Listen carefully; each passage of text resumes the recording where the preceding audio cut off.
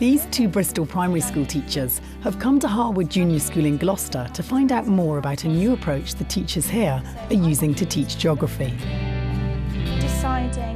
Today they're observing a Year 3 class taught by Kelly Staniforth.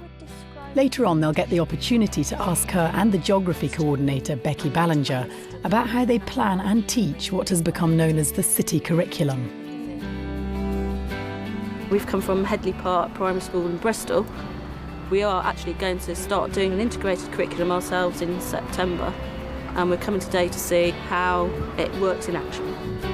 Alice and Tina currently teach geography as a distinct subject. We want to get away from just doing strictly literacy and numeracy out and seeing how we can integrate those subjects into a wider curriculum format. We're going to go out with a Year 3 class. We're going to go out for a field trip with them this morning, and then we're going to talk to the teachers about how they've implemented the City Curriculum in their classrooms. We're going to take hopefully some ideas back to Headley Park so that we can start using them next year when we integrate the curriculum as well. Kelly Staniforth's Year 3 class has been studying the local area as part of a topic toughly past, present and future. They've been carrying out fieldwork and looking at ways people can affect their environment. Central to the idea of the City Curriculum is using local resources and experiential learning. The approach was developed initially by Harwood head teacher Richard Martin. It's a big challenge for a school contemplating following this approach. The accepted way is that there's a heavy influence and emphasis upon maths and English, which really steers most else that goes on in the school. And there's been a real keenness on the part of government in recent years to encourage schools to enrich, to broaden their curriculum, to focus more on the creative work. And for many schools, the bridge between the sort of basic subjects and the wider, more enriched curriculum is quite difficult. We can find out. Sam, they won't be leaving in here. Kelly uses the approach to integrate geography with science. Today, a local brook is the place where the two subjects come together. The teacher wants her class to experience a deep understanding of environmental change. So, she sets up a mock situation, a crisis, and the pupils are encouraged to respond to it. I like the way how they put it like this, and now how the trees are, and now everything is. Unfortunately, we've got some really bad news, and this lady from the Citizen newspaper has come to tell you about it. So I'm really sorry to have to come and tell you this when you're looking at all the plants and the creatures that are here, but there are going to be lots of houses built here. And all this is going to be concreted over, and Daniel's Brook that you've just been looking at, it's not going to be like that anymore, and it doesn't look like many of the creatures are going to have all the habitat that you've been talking about anymore. Well, what can we do? Jordan? Like a letter. Who to? The council. That would be a really good idea. We could write letters to them.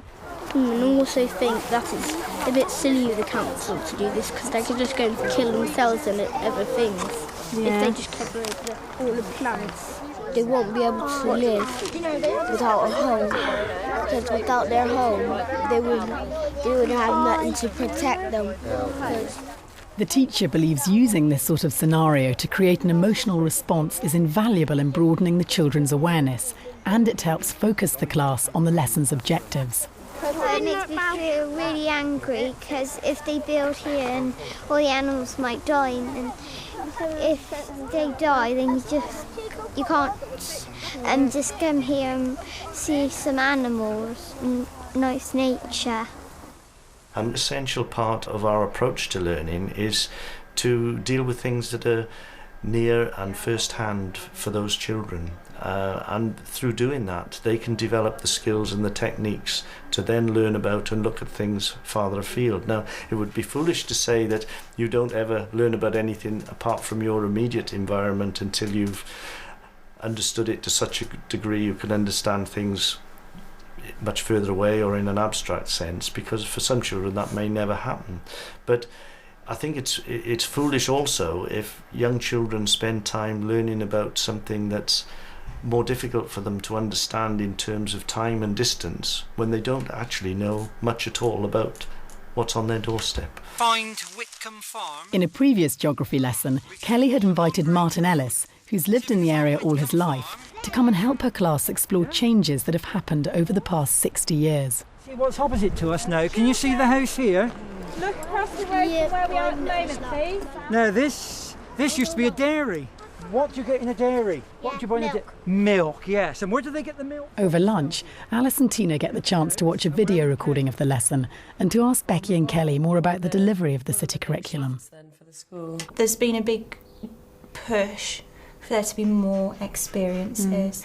Rather than relying on having a textbook in front of you all the time, just think away from that and how would you tackle it. It's been almost like an attitude shift. It's all to do with when you're planning and you're looking at your topic, thinking of ways that the children can do things where they're going to experience it rather than read about it or be told about it. As Harwood teachers discovered, local resources are an essential part of their experiential approach. Yes, well spotted, but that's going to close down soon, isn't it? Yeah.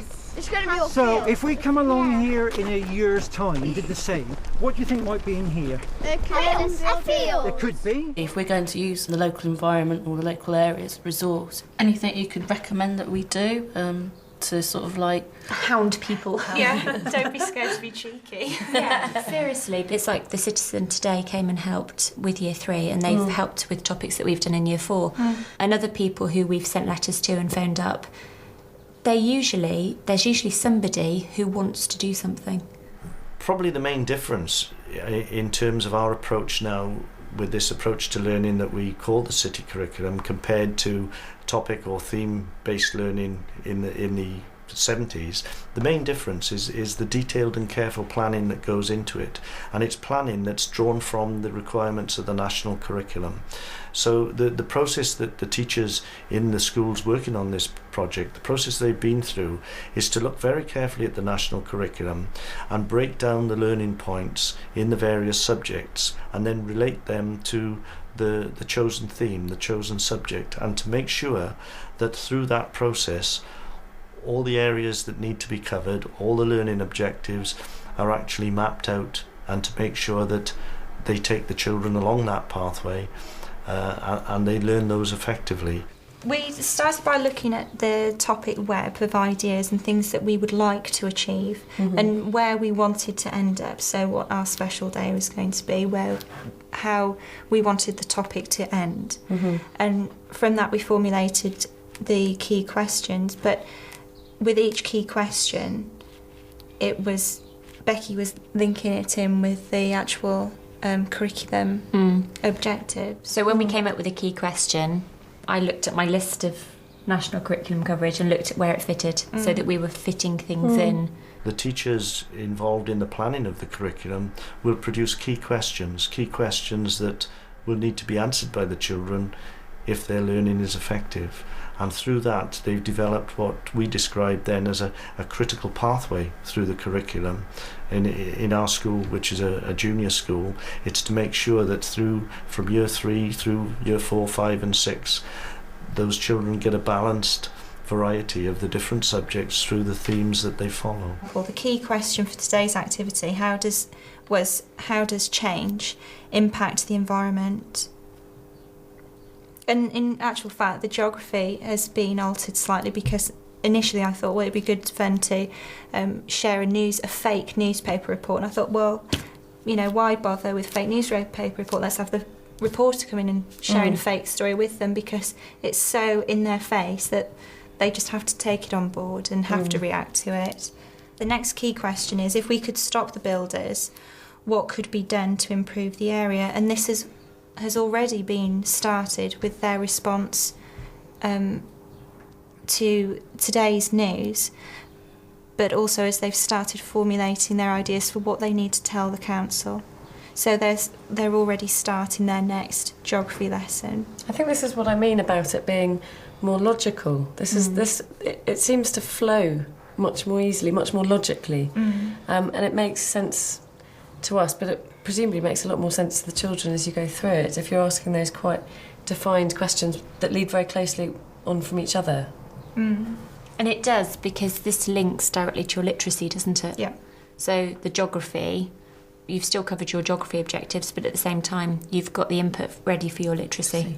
The planning is based on teachers raising key questions for those children to answer. But the unknown part are the questions that those children ask themselves.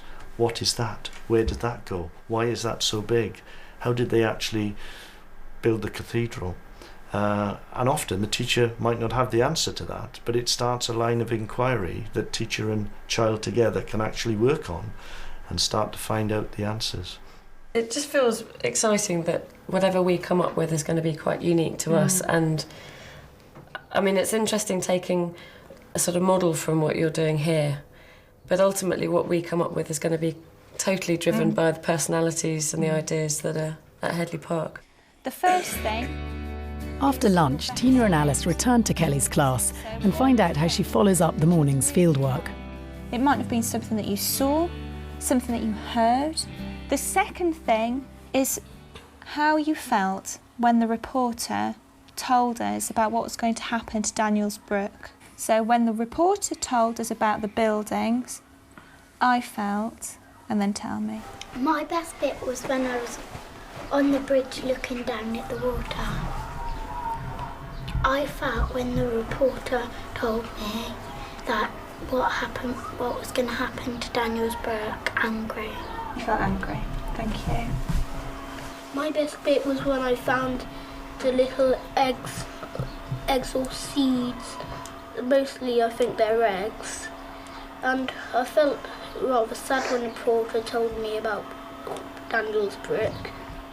I was sad when the news reporter told us that what happened to Daniels Brook, because it's so unfair for the other living creatures to have to be suffering when we're just fine. The Bristol teachers then support the class as they plan letters to express their concerns. One of the impacts is going to be that you won't have a place where the children will be told about the role play once the letters are finished. Creatures living in a natural habitat. So, how did Alice and Tina find their day at Harwood Junior? Inspiring, very inspiring. I feel like we can go back to Headley Park now and really sort of crack on with what we're doing. We're getting the integrated curriculum up and running at our school. It makes it come alive when you see it in action, and it doesn't seem as much of a mountain to climb as it did last week. One of the features that's helped us in the success of this project has been to have a number of schools working together, where we could share expertise, plan projects and programs of study together, and actually use similar resources in a coordinated way. And I think also when you have schools working together in that way, the sort of collective value of 3 or 4 schools working together is greater than the individual schools working together, and it gives us a strength, sense of purpose. We've already had an in-service day where we've been able to choose our themes for our own city curriculum, and now we need to go back and implement some of the ideas for the planning in terms of sorting out the key questions and the objectives and making sure that there's national curriculum coverage. But what's really important is getting in those sort of wow factors of going outside, letting the children actually experience things in real life. Yeah.